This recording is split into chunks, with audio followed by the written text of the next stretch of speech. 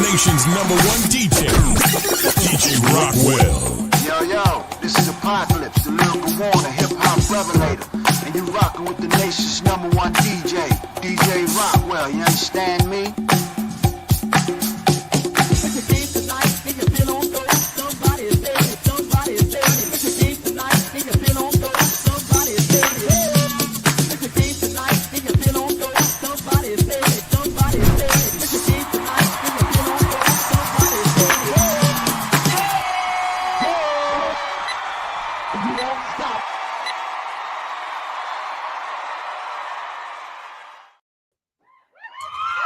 Ladies and gentlemen, we are once again in the building. Glad to have you. This is DJ Rockwell, host of the Rockwell Radio Show. I'm so glad and honored that you are with us because we get to be ones who convey a great message of freedom, justice, and equality through this great music we call hip hop. And again, we've been on the air just a few years, now almost going on 4 years, Big Dave. And every week we come to you live through these channels, through these platforms to talk about the things that matter to you and I and our people. And tonight is going to be such an incredible episode because I have the privilege and pleasure to talk about and talk with some people I love, absolutely love. And I have the privilege to talk about some things that matter with what's going on around the world and our involvement in it. So I tell you what, before we do anything, as we always do around this time, we need everybody to do the magic 3 steps of the Rockwell Radio Show. That means to hit that like and share button. That means to hit that subscribe and tag somebody. Because tonight's going to be an interesting dialogue. Big Dave, we have watched now many people expand their horizons beyond the scope of America. We've watched other cultures and other people have, in some cases, dual citizenship with their native homelands, their native countries, and are able to set up, as the Honorable Minister Louis Farrakhan told us at the Million Man March, to set up international trade. International trade. What would it be like if you had communication, if you had established contact with someone in a foreign country to do trade? What does that look like? What does it look like when you decide to not only engage in international trade, but you decide to, I'm going to drop everything I know in America, wherever you grew up, New York, LA, St. Louis, Boston, Chicago, Atlanta, to move abroad, leaving America behind. What is that like? There's a lot of talk about immigration, about people coming into the country. Those people left everything behind to try something new, following a dream. What's it like in reverse?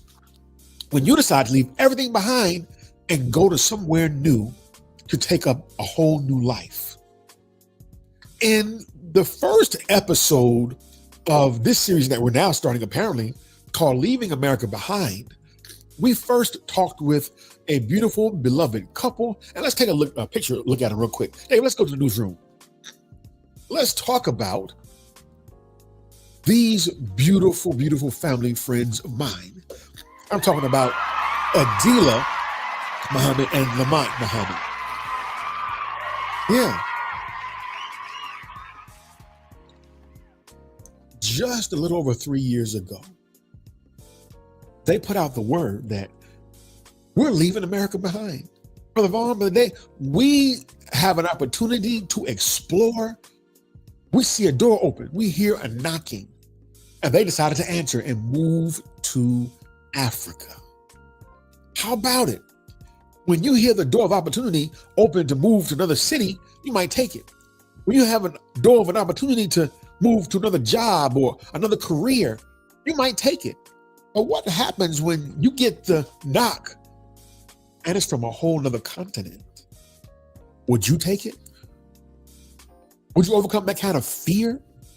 Lamont and Adila did. So this episode is part 2 of Leaving America Behind.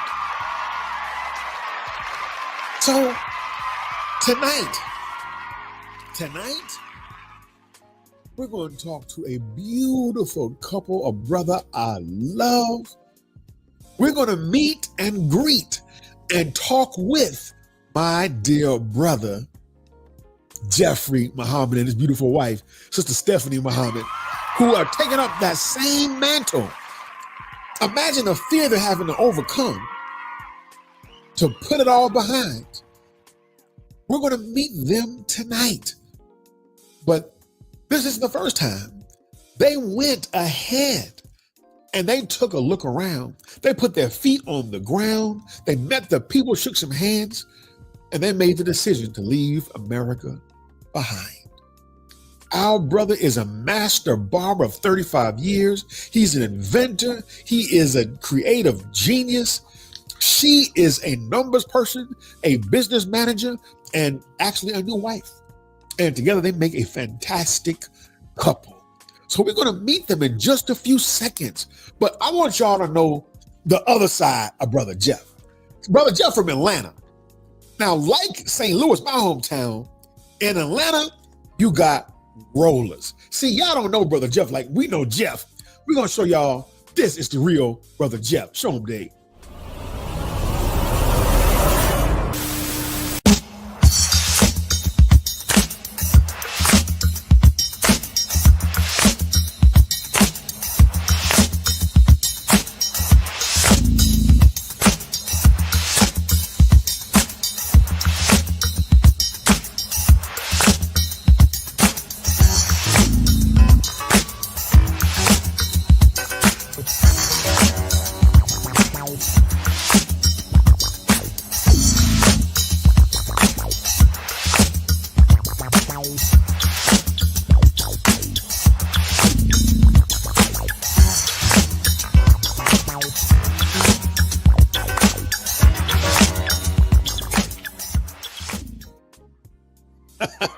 That's the Jeff I know. Him and his wife are rollers. I'm a roller. And I'm telling you, if you live in Atlanta, if you live from St. Louis, you know about rolling. But let's get ready to bring our brother on. But just a few quick words about my brother. Man, we're not talking about just a brother who is brave in the sense that he is about to expand his horizons internationally. We're talking about a brother who is an inventor for the hair care industry. Just to name a few things, Big Dave. This brother came out with something called the cord detangler, something called the barber magic pencil, something called the barber dry shampoo, the blending pen airbrush. This brother is a creator. He is now retired from the industry, but this brother also made products. He came up with the hairbrush, the wave brush, the no pig in your wig brush. And guess you should get one too. Talking about brush with bristles that don't have the pork on it. Not that. Come on, man. We're talking about a brother who is an inventor. And now he sees opportunity across the Atlantic and he's not afraid to take it. That's why he is my guest tonight on the Rockwell Radio Show with his beautiful wife, Sister Stephanie Muhammad. Please welcome the both of them, Brother Jeff and Sister Stephanie Muhammad.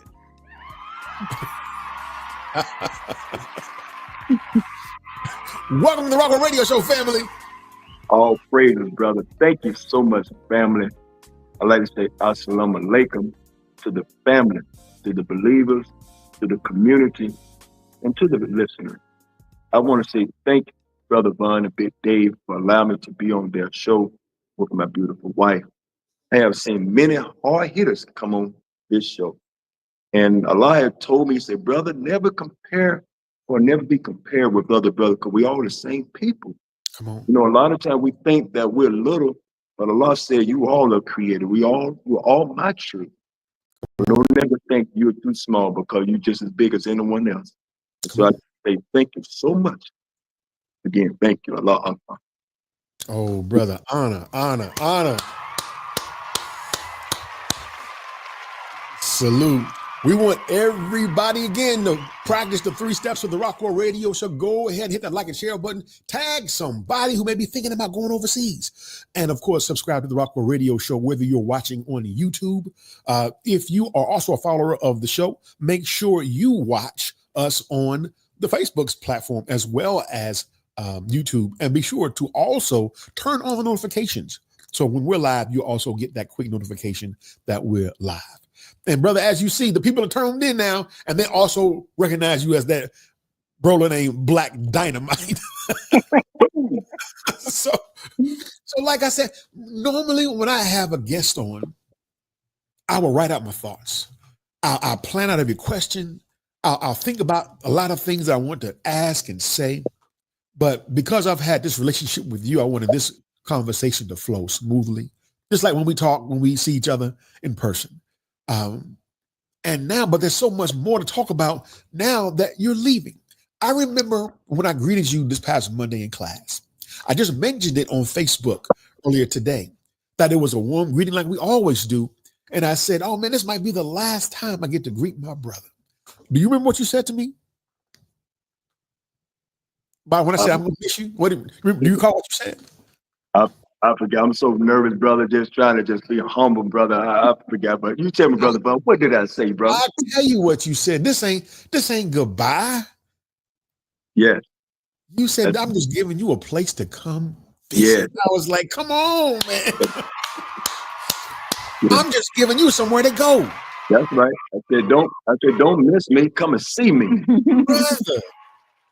So we talked about, obviously, Sister Adila and Brother Lamont. Talk about, let's begin with the why. Why? And the fear. This is going to be two parts. Why now? Why Africa? And was there a fear factor associated with you making this decision to make this move?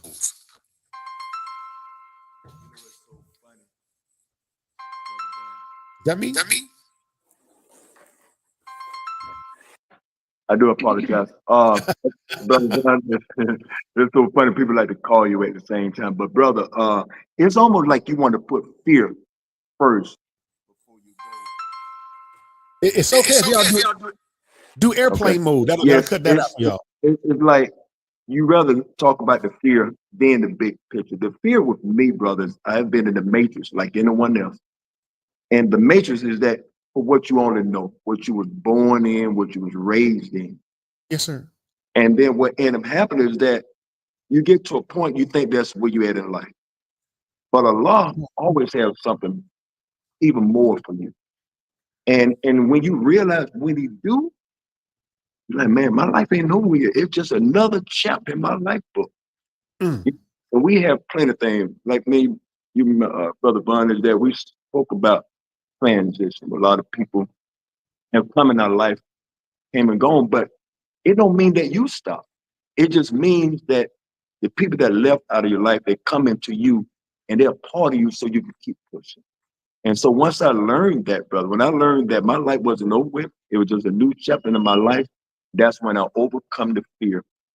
And my wife, man, she's such a beautiful woman, man. You know, I'm very emotional. One of them brother that cried a minute because I shed the tears of joy.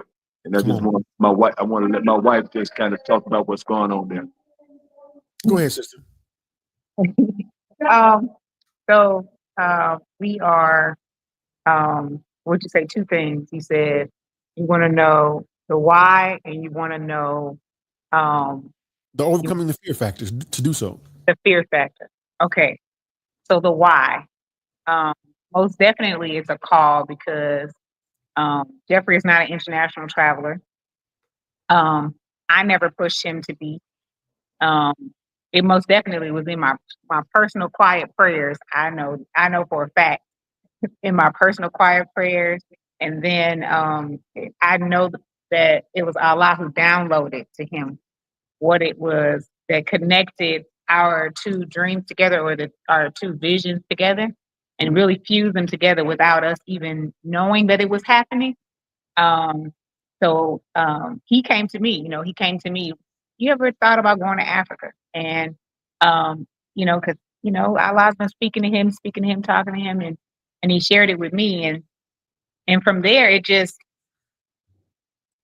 went into a whole, they were going, we're going to go visit. We're going to, hey, send this letter to I had to send the letter to the headquarters.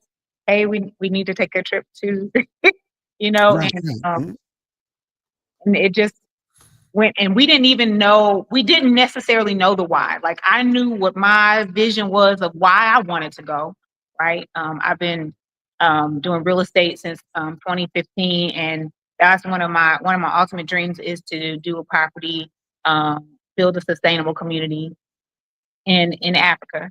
And so all of that was on my list, but none of that, like I said, never pressuring him to do that. And then him with the brushes. So it all just came together. When we went and visited Sister Adila and Brother Lamont, they laid out the red carpet for us.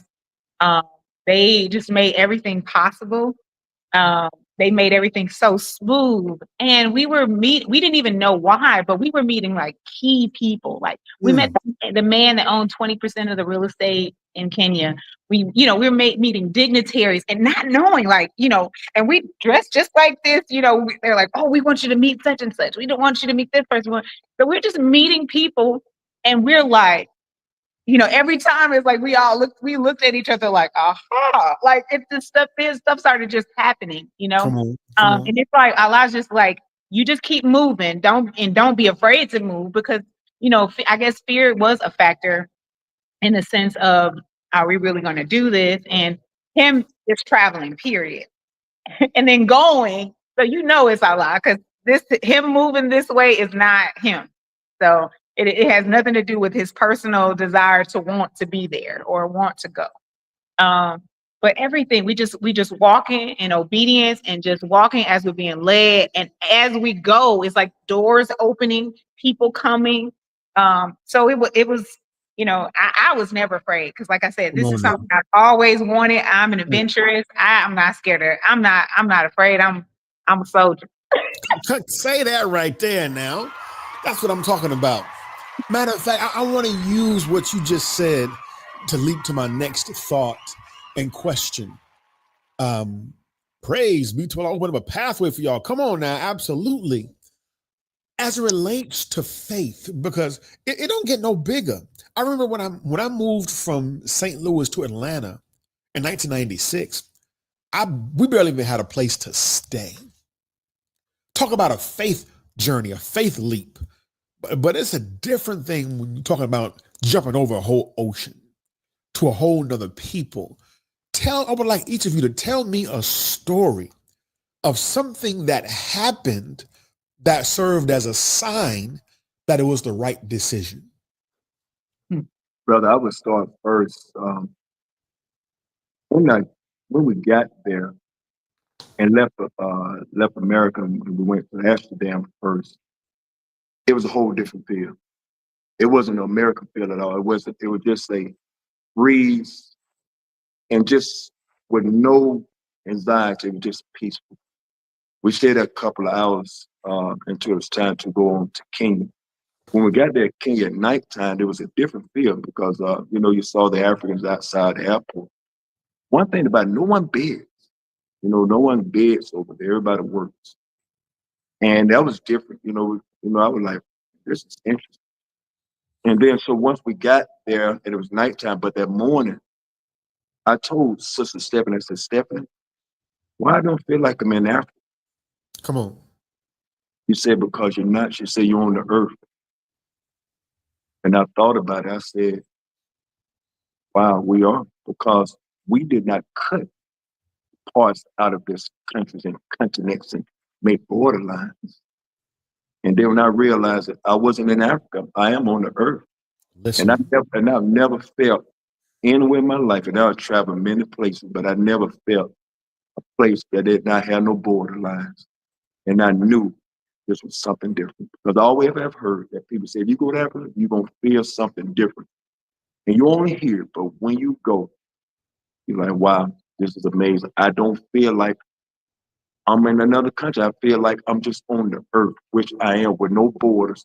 And that's the Mm. freedom that I felt when I went over Sister Stephanie, tell us something you experienced that was almost like a sign from Allah saying, this is it. This is it. Now go ahead and do it.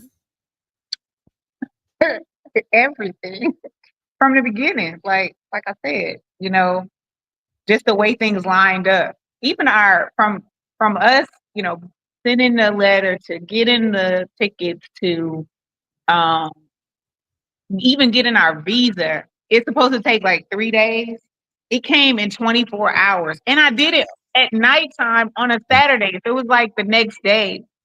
And it's like every move that we made, it was just easy. It was not hard. It wasn't hard. Even when we got there, everything was just laid out. And like I said, our praises to Allah that we had Adila and Lamont to help us, to guide us as well, and their connections, and they have made some amazing connections with people, and everything was seamless. It was the whole process was seamless.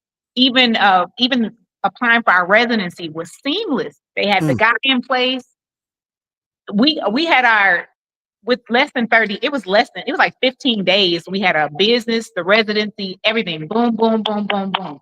Uh, corporation. just the corporation, everything just boom, boom, boom, boom. Everything has just been Wow. up. And so like when it's like it's time, it's time. When it's time to move, it's time to move. And we just answering the call. We just moving. We just walking. We don't even, like I said, we don't even know the extent of it. But we know that as we're walking, doors are opening. As we're walking, stuff is happening. As we're walking, people are coming to us. They're coming to us. And we don't even know. We don't even know Wow. them. They don't know us, but they're coming to. Right. We have a list of people who we're supposed to meet when we get there now. Like, it's just, we don't know. We don't know the magnitude. We just know. We know what we think we know. But then, like I said, Allah always surprises you. It's always bigger than you. It's always bigger than, it's always bigger. So, like I said, the whole process. And he said something about, what did you just say? Yeah, my head. It was something he Is said. Jeff drawing a blank? I'm just so overwhelmed. But I have many signs, brother. But I'm gonna let you speak. But two things came across. I remember the logo back in Muhammad's speech when they showed the brother reaching over to Africa, and then the brother from Africa reaching over, they holding a hand, bridging the gap. Right. And Master Al Muhammad told me a couple of months, brother. I tell people you can believe what you want to believe, but I know what he said to me. He said, brother, he said, that's you on the other side of reaching to America. He said, that's you from America on the other side of Africa, reaching over to America. And so my whole thing, brother, Allah wanted to show to where we're gonna make connection, direct connection. We're gonna be doing to where, brother, if we want to help America to fall, the best way to help it to fall is give it financial. And so I think our whole thing, brother, is to break away from the umbilical cord and do direct business with each other. So Allah said, brother, you from America, but now you're on the other side reaching back over to America where we'll be doing business with each other. So I know for a fact that Allah had told me, he told me this. And it's time for a revolution. I mean, revolution is happening even now. Even the Kenyans, all different parts of Africa, people are, taking some stands. What is it? Abraham, the president of what is it? Not Mali, but the smaller country next close to Mali. Okay. It's three countries that have band together, and they've been paying off their debts. They put everybody out the country. They like, we're not doing business with you. We're gonna do business with ourselves. We can help ourselves. So that's like what do for self. Like that is the mantra. So we need to, we need that. And if it's gonna take, us to connect other people from on that side to this side, so be it. Like, we're not afraid of it. We're open. We're open to whatever Allah got planned and got in store. We're open for it. How be it dangerous, how be it simple, hard, it doesn't matter. Whatever it is that we need to do, we're gonna do. Now, I want to go back to the fear thought just for 1 second, because we know that the Bible teaches us Allah has not given us the spirit of fear. I want to get something out of the way, just in case there's anyone watching that may be thinking this. So we obviously know that America just had a national election, and the person who won wasn't the person that most people wanted to win. And a lot of people talking about, oh, I'm leaving, I give up, I quit, blah, blah, blah, blah. Please share with us why your relocation ain't a fear for that purpose. Because the world system is the world system and it exists on both sides. We're not escaping nothing because there's foolishness going on over there too. You know, that same foolishness is worldwide. There is no escaping it until the system is done away with. So we're not escaping anywhere. And I would say this, Brother Vaughn, is that I realized that I always kept hearing the fall of America, kept hearing, I was like, what does that mean? Then one day it clicked in my head and said, what's keeping America up? It's financial. And what's the financial is the backing of the black man and black woman. We think when we think we don't have no money, somebody know we got some money because they're in our community. So when I learned this right here, I said to help America fall is stop supporting them and them know who they are. And so when we stop supporting them, they instant disappear because no one is supporting them. And so that's our whole thing. We standing up on the truth of do for self or perish. And I don't want to perish because I know Allah told me, either brother, you still got some chapters and you're going to help America fall. And I thank Allah for allowing me and my wife to be a part of this destruction to help America fall through finance. Now, you've now made reference to the most honorable Elijah Muhammad's book, The Fall of America, which we know is inevitable, which we understand to be prophecy. Do you all think that, and we talked about, you used the word escape. Some people will view it as an escape. What do you think that those who remain here can do? I want y'all to go ahead and put that on D&D real quick. What you said? What the people who remain here? What can they do? Those of us who remain here during this very tumultuous time, and we have to be real about what it is. Right. What should they be doing as it relates to building relationships and starting international trade with those in Africa and beyond? I say get your coins together. Hey, nothing can be done without funds, right? We need funds in order to be able to move, and this world system is all based on. I watched it was a meeting with the UN. I think it was the UN. They were meeting, and they were talking about how the world's wealth is all predicated or built upon the disparity of the sub-Saharan area, which is an Africa. So if everybody's going to be rich as long as the sub-Sahara is poor, right? And we ain't talking about everybody being rich because we not necessarily rich, right? We are rich, but you know we don't have the coins, right? As so we say. So if everybody's wealth is going to build upon their destruction or their despair, then we need to make sure, like I told you, the president of Mali, it's Mali, Niger, and it's a double name, Bakatan. Burkina Faso. That's it. So those right there, Burkina Faso, that's it. Those three countries right now are banding together, and they are, like I said, they've been trying to do manufacturing. They're getting their structure together. They've stopped trading with. They're basically trying to cut off all trade with outsiders and cut off business that has been really sifting them dry. Basically, everybody's been sifting them dry. That's where the gold is. That's where that's where all the a lot of precious metals and things like that are. And if everybody's wealth is built upon them and they're coming together to try to break free of that, then we need to be trying to help. So Come on. be that us sending funds. We don't know yet because I mean, in my mind, I'm thinking all kinds of revolutionary things. But like I said, as we go, we will know. You know, it's like I said, Allah is just downloading us, and He hasn't failed us yet. He hasn't failed us yet from the time when we traveled there to even to this point. So as we go, we're being getting downloads on what to do or which way to go. I mean, we've been formulating different plans and just trying to figure out which way to go, how to go about it. The one thing is just making those connections first, you know, meeting these particular people, these key people who are making these moves, right? And just trying to find out who's in place and what's in place and what is needed. We don't necessarily know what all is needed for these things to happen. It's a big thing. It's bigger than one person. It's bigger than one country. It's going to take all of us.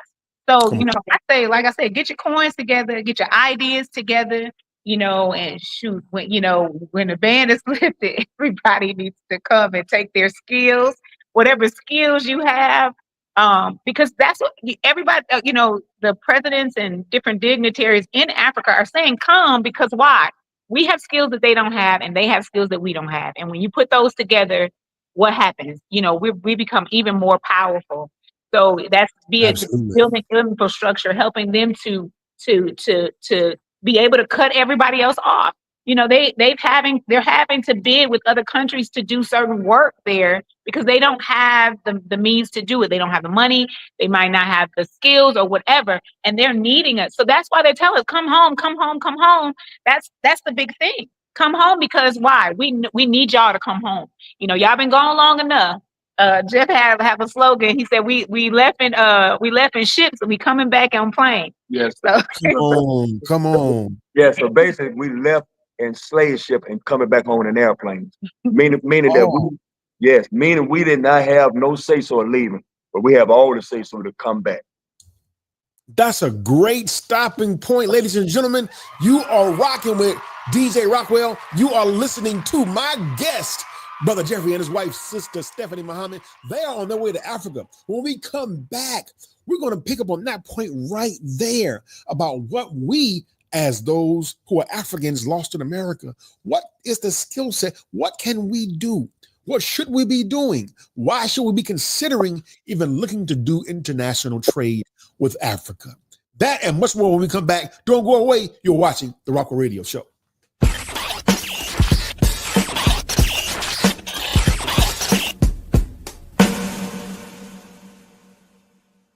What up with it, man? You already know what time it is. It's me, Young Kinda Don. I'm up in this thing. Peace. This is Aziz, the Kid Kareem, the life-giving MC. Peace, everyone. This is Brother Anthony K. Muhammad, also known as A-Tone, the hip-hop historian. Peace, family. What's going on? It's Brother Jabril, Brother Mustafa, Lordship Productions in the building. I am your sister, Arian Nicole. Peace, peace, peace. It's your sister, Sue Axel. You're watching the Rockwell Radio Show. You are now tuned in live to the Rockwell Radio Show. Right now, you're listening to Rockwell Radio Show. Rockwell Radio. If you ain't listening, man, you wasting time. You on all these other stations, you need to tap in. Rockwell Radio. You know what it is. Watch him, watch him, watch him. I'm here with Brother Rockwell, the Rockwell Radio Show. You ain't in the game, you in the stand. Stop playing, man. Let's go.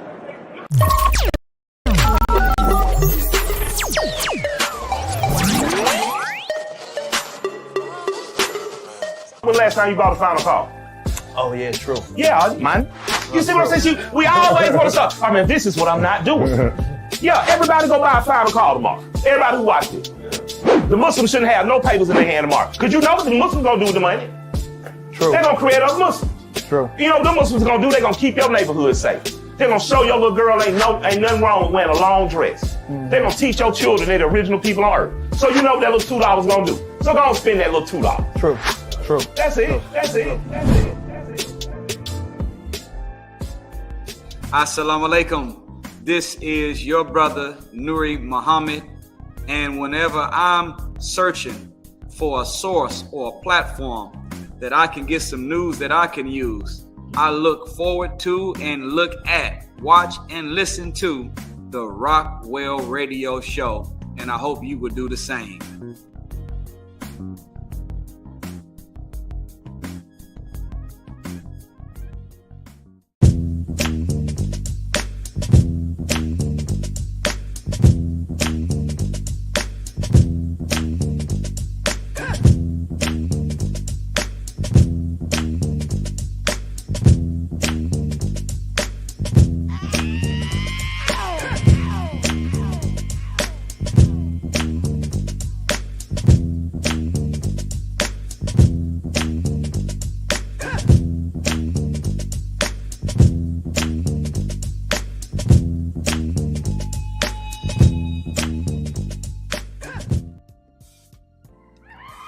Ladies and gentlemen, we're back. We are back. This is your brother DJ Rockwell, and with me tonight discussing the subject of leaving America behind. Part 2 is brother Jeff Muhammad and sister Stephanie Muhammad, who are on their way to Kenya. Wow, wow, and wow. I'm telling you, that ain't around the corner. So we want everybody to please get right on. Matter of fact, get busy, hit that like button, hit that share button, hit that subscribe, and be sure to tag somebody who may be interested in information about what it takes to prepare to travel abroad, or even better, move abroad. So I want to start with that for the second segment here.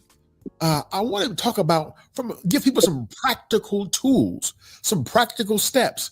Give people a few of the steps. Let's say someone says, hey, I want to follow suit.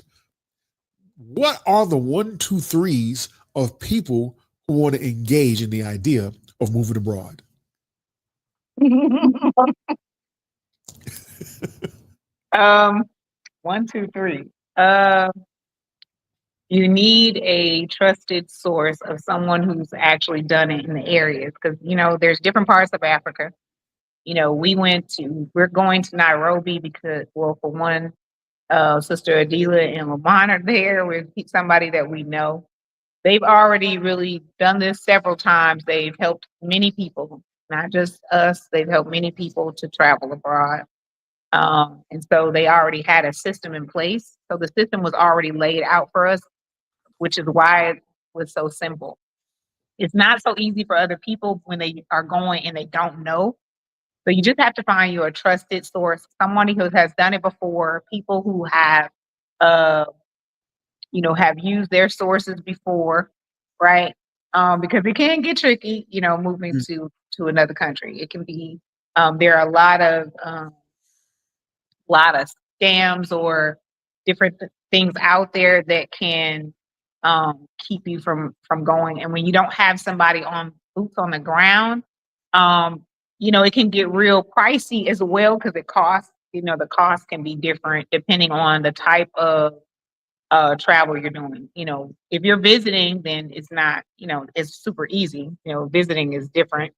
But if you're moving there, then depending on the type of visa, so there's several different types of visas, and you have to decide what visa you're going to be going under: retirement, starting a business, work visas, so on and so forth. One of the easiest visas to get is the business visa, but you do have to have, some funds to be able to do that. And when you do the business visa, it's a whole lot fast. The process is a whole lot faster. And one of the reasons why is because they want you to come. They want you to start businesses there. They want you to bring business there.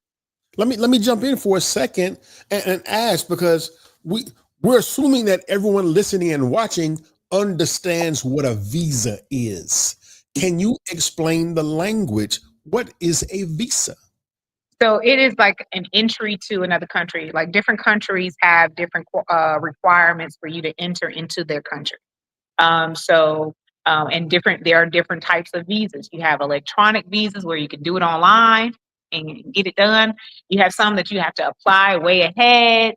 send in forms and give information. But these are in order for you to enter into different countries, you have to, well, not all, but a lot of countries, you have to actually apply for a visa in order to enter. So Kenya, before this election, Kenya was electronic. And you could, well, not Kenya, that was Tanzania that changed. Not Kenya. Kenya did not change. Kenya is electronic. So you apply for it online in 3 days. They ask you for the information. You have to tell them, where you're gonna be staying. Like, we don't want you just be coming into the country hiding, or we don't need any criminals coming into the country. So you have to tell them, hey, I'm gonna be staying here. I'm coming for to see family, or I'm coming for business purposes. I'm coming for school. I'm coming for this, that, and the other. You tell them how long you're gonna be staying. And those visas, you can actually stay for 90 days Okay. without having to apply for a residency or anything like that. Now, different countries, like let's say Tanzania. Tanzania just changed since the election, right before the election. They changed their policy where to be right at entry. So you can get there. When we went to Zanzibar, you got there, you fill out the form. They stamped they said, hey, we're going to let you in. We didn't have to do it electronically a couple of days before or anything like that. Now you have to do like you do for Kenya. Now you have to do it electronically, apply ahead of time, and then go. So, every country has its own entry requirement. What's the difference between a visa and a passport? So passport is like a Class A identification. That's your way to enter the country, move around. Like, it's just like here we use driver's license, but people don't understand that driver's license is a Class C document, right? If I have my passport and I use my passport, I don't have to have any other document. A lot of times if you use your driver's license, you have to have your driver's license and your social security card. So the passport tells who you are, and then it says where you're from, and your social, how your social tells you, oh, this is the person that you're looking. This is Stephanie, or this is Jeff. So it's like a 2-part thing, but the passport has both of those things. So it is a Class A document. You can use that and show that identification, and it tells where you were born, where you're from, and all that. Someone online and I wish that I could see, for some reason, Facebook today is not allowing me to see the names of who's watching via Facebook. But someone has asked a great question about citizenship. When you travel as such and decide to relocate internationally, do you have to change, or do you have to renounce your American citizenship? I don't know if renounce is the best word. Do you give up your citizenship as an American? And do you have the opportunity to have dual citizenship? How does that part work? So we didn't have to, we still are U.S. citizens.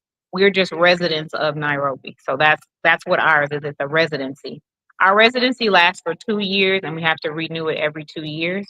And I can't remember, and I should have looked this up when the last show asked us this question is, how can you apply for citizenship? We can apply for citizenship in, I believe it's 6 to 7 years or so.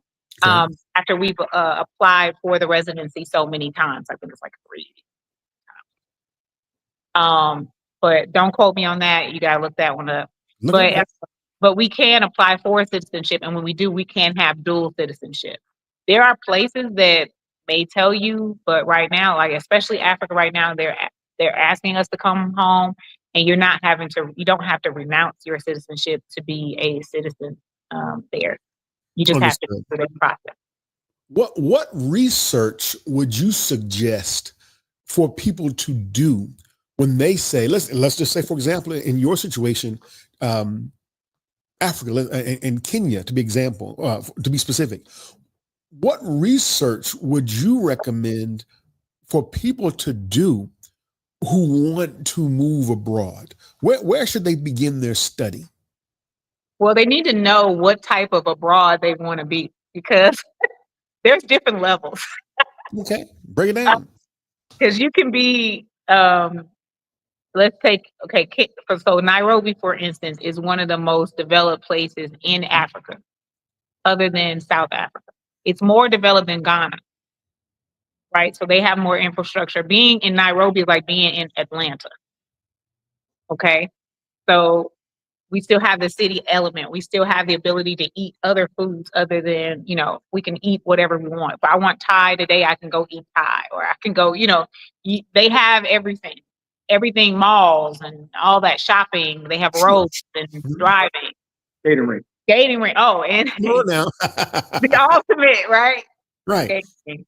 But then you go to places like Uganda or Rwanda, they're not as developed. So you run into different things, like different requirements that people may have. Like, you got your bougie friends who they need to have a 3-hour shower. That's not probably going to happen in Rwanda. Come on, It's barely happening in Nairobi, but you can get your shower as long as they have the tanks for it. Because some of the tanks are just small. Listen, when we went the first time, we were taking 10-minute showers and that's it. But that's because you have to buy this thing called an extender, because they're not used to Americans coming over here taking 3-hour showers. So they don't use resources like they don't use up their resources like that. They don't squander. I think one of the things that you learn when you go to Africa is that people really waste. We waste water, we waste electricity, we waste everything. They don't waste. So it's not they don't do things in excess like we do when it comes to things like that. So you have to look at what level of living you want to figure out where you want to live. Very interesting. Everybody's going to Ghana. Ghana's cool, and Ghana's really nice, and they're building up. They have, they're just, they're getting there. They're not all the way there. They still have some things that are not necessarily, be it like internet issues, but people still go. I mean, it's a great place, but they don't have. It's not the same. It's not the same level. So it's a little bit different level depending on where you want to be and what type of living you're trying to do. If you're trying to escape and be just off the grid, Okay. Now Jeff think I'm gonna let him sit there and be quiet. Jeff think I'm gonna let him sit there and let his wife do all the talking. It ain't gonna happen, Jeff. I told you, bro, we were so long-winded. I said, let me get my little stuff together. Now, brother Jeff, y'all. Brother Jeff is born and raised straight up ATL all the way hardcore. Now, I want to just take a long shot with this one, Brother Jeff. Now, we in the South, there's a culture in the South. When you initially ventured overseas to Africa, to Nairobi, or was Nairobi, is that where you all went on your destination first? When you went there, what elements of Atlanta or Southern culture, if any, did you observe in Nairobi? First of all, brother, when you saw the people there, I didn't know what to expect. Being a person that was messed up in my head as a child about Africa, they really had messed us up pretty bad. And I'm 55 years old.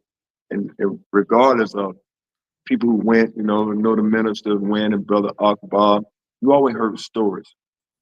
But, that still messed up in my head because when I was young, you watching Tarzan, you watching, the black people in the jungle with holes in their nose, man. I was messed up. Right. All the lies. I just didn't know that, man. And then, when you get over there, man, and you don't have to take no shots, folks tell me you got malaria, all these fear tactics. So, man, I was spooked out. To be honest with you, I was spooked out, man. But when I went, I was mad at the same time because I was like, all these years, man, they messed me up, man, and found out they were lying. And so just that, man, made me feel so comfortable in being around the brothers and the sisters. They're so beautiful that I was actually looking for the tricks and everything, how we do in America, you had to be careful looking around. I kept looking around for days. And Sister Diddy said, brother, you can be calm. Because, I was on my post, man. I was like, I ain't letting my guards down. She said, brother, it's not like America. And it took me a while, man. Been there for a while, man, on your guard. And 24/7, you still got to be on there. But, brother, America is a whole different way of looking at things than Africa. And Africa is a place, man, and especially Nairobi, is where we can really do some work, man. I'm telling you for a fact that the believers, man, we could go to work and bridge that gap, go back home in America, Africa, and anywhere else on this planet belong to us because we are going to create the fall of America through the finance. Okay, now, but when you got there and when you looked around and your feet was on the ground, what did you see? There's, oh man, that's Decatur right there. Oh, that's Campbell Road right there. What did you see that lets you know that there's a connection? What did you see that was familiar? First thing came in my head, Public Enemy, Fear of a Black Planet. Man, when I just saw black folks everywhere, I was like, Mm. black, black, black, black, black, black, black, black. Man, and the more I just saw it, the more my hand just went down and down. God just went down, went down. Just felt so good that I'm looking at me everywhere, looking at my wife everywhere. The same people, man. That was so crazy. So just saying that remind me at Greenbrier Mall, remind me of Campbell Road, in the black area. But we were looking at the whole black city. Oh man, I said, this is the place to be. So yeah, that sight was just incredible. Sister Stephanie, we all know Kendrick Lamar's song, Not Like Us. What did you see that made you say, oh, they like us? What did you see? Everything. Like I said, they the young people, they trying to sag their pants and they think they cool and they're talking and gesturing just like we are. They talking with their hands and moving around. They're shopping regular. It's just you got the family together, the family structure, like everybody's together and working together. One thing, like he said, they don't beg. Like they're usually asking you to do something for you. Like I wanna sell you this, or I want to. Hey, let me do that, and I you just pay me. I'll do this for you. They're offering services and stuff like that. It's not like just give me $1 or a sign that say feed me or anything like that. You don't see that. And one thing you don't see is like a homeless or whatever. They are very communal. Mm. It's like we used to be. I think that kind of remind me like that. They're like us. They still get they nails done and their hair done, and they do the same things we do. It's like the malls look the same. They're actually bigger. They're huge. Mm-hmm. But everything was the same. It wasn't anything different to me. I didn't feel out of place one time. Well, I guess at one time when my auntie almost jumped on me, but that Y'all in this phone. nobody calls me, and now today. Right, you're right. We're doing the Rockwell Radio Show. So, ladies and gentlemen, we are with my brother and my sister, Brother Jeff and Sister Stephanie, who are on their way to Africa. They are leaving America behind, and we're talking about why and what they expect to find when they get there. So, let me ask you each a question, but I'm going to flip it. I want to ask Brother Jeff, what is the one thing that you hope to find that they have similar in culture to us? And Sister Stephanie, what is it that when you get there, you hope that they don't have nothing like what we have here in America? Well, I'm going to say this right here, brother. Once we realize who the common enemy is, then we can set our difference of what we thought was different. That's nothing different. The common enemy is within yourself. Remove the fear. You remove the fear in America, you remove the fear in Africa, you remove the fear east, west, north, wherever. Once you remove that, then you realize we're the same person. So Come on, that's what I want, and that's what I know that we're going to establish. Come on. Sister, what's the one thing that you hope you don't find that is of American culture when you get there? I don't know. I don't know how to answer it. Because I feel like, I think everything is duality. There's always one level of foolishness. There's always one level of some. You know what I mean? Like, I don't know. I know that I know the things that I know about it, so I can't even answer that question anymore. If you would ask that question before I went, maybe, but I know what to expect now. So I got you.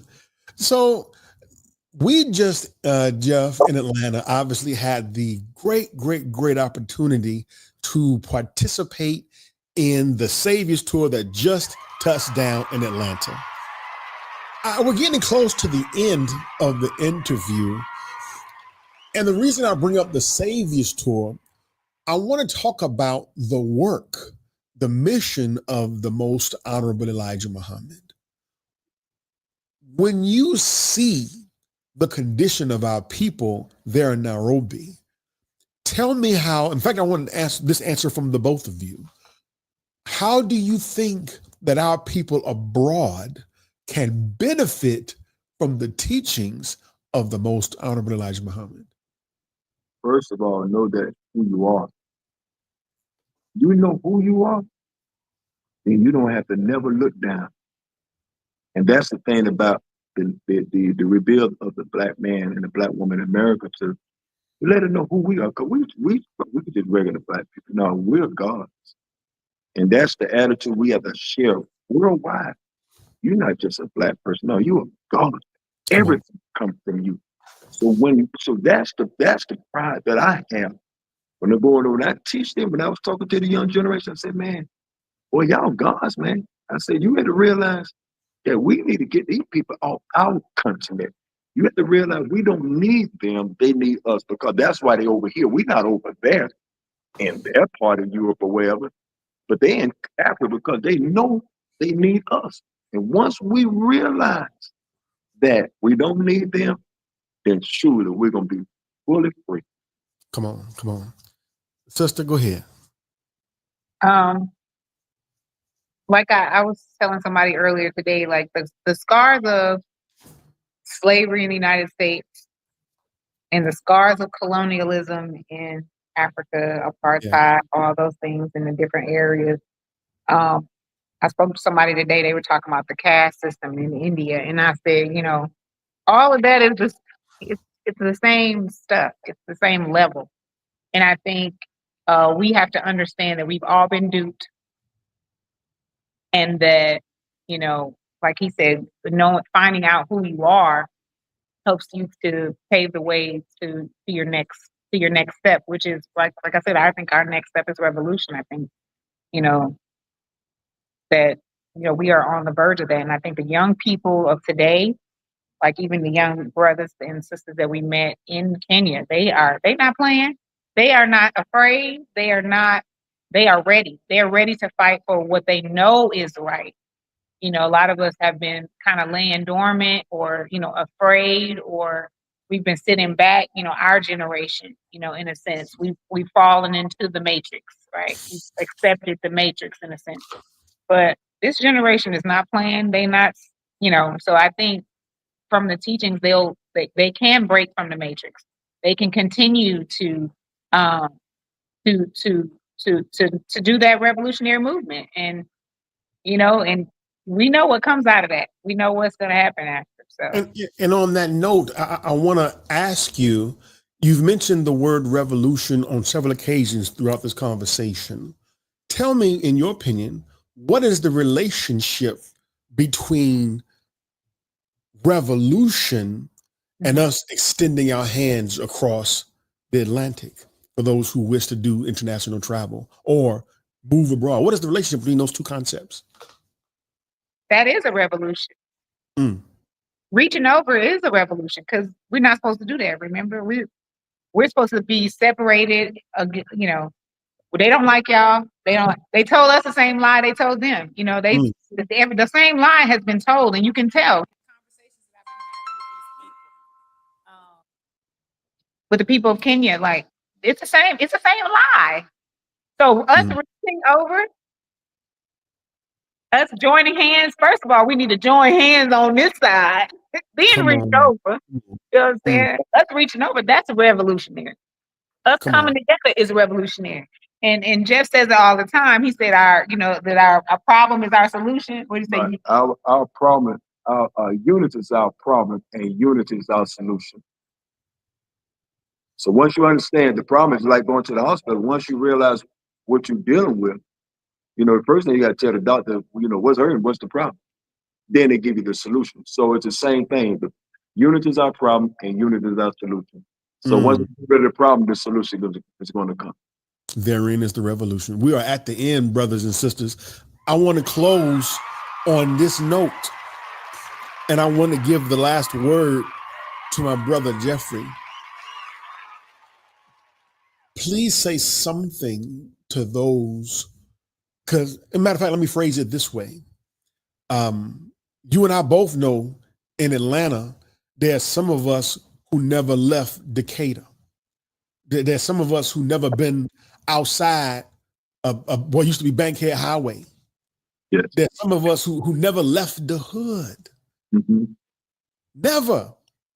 And wouldn't even dream of what you all are about to embark on. Yes, sir. Say something to that little brother and sister that's back in the hood in the A that might inspire them to dream bigger.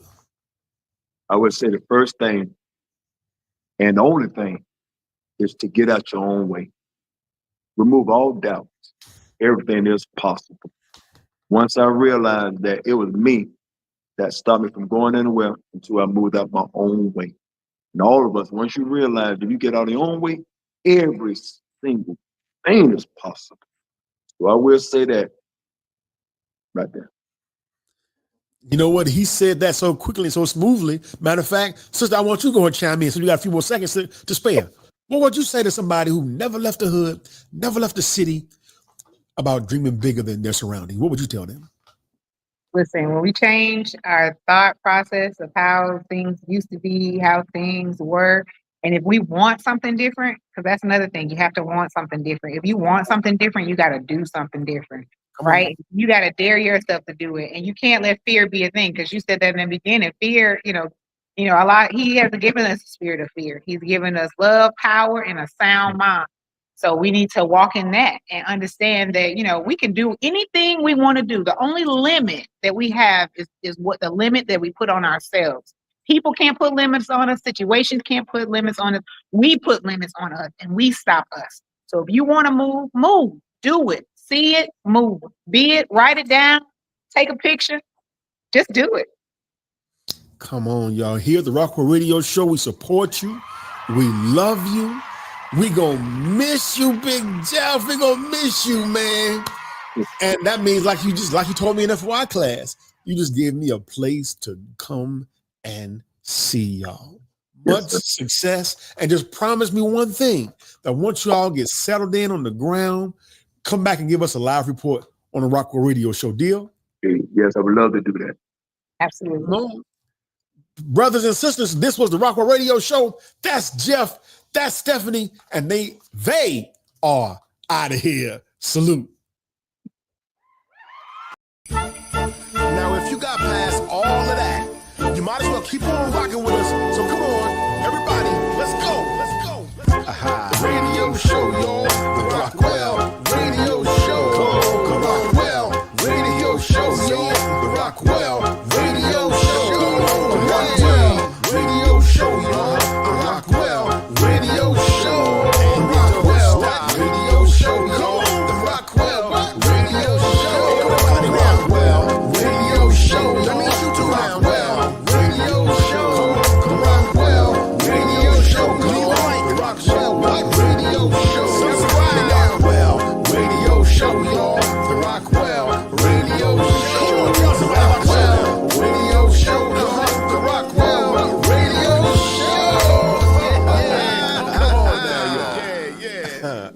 It was a dope episode, man. Come on, man. Top tripping.